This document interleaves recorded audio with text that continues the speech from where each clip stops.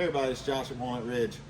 I've went over this a few times actually, and every time I say we talk about this because it is so important, and nothing's changed about this time. But I had a good example to show you, kind of a little bit deeper dive into why it's important to check sealants around your unit and make sure you're keeping up with that maintenance.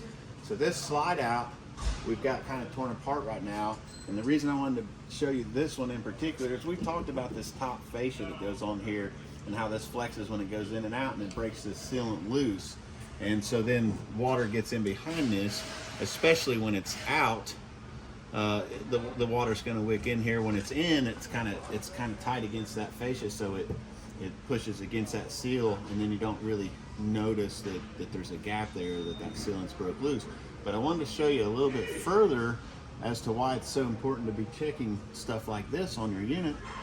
Is because you can see right here, when the factory builds this floor, they have the carpet on it, and then it goes up against the sidewalls, and this actually gets screwed up into the sidewall, and so you have carpet all the way to this very edge right here.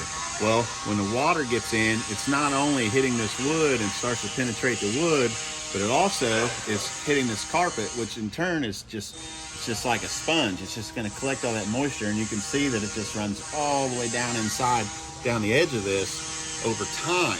Well, it's going to happen a lot faster when you have carpet right here to soak up that water. Another important point about this that I would make is, if you can see, I'm only 5'8".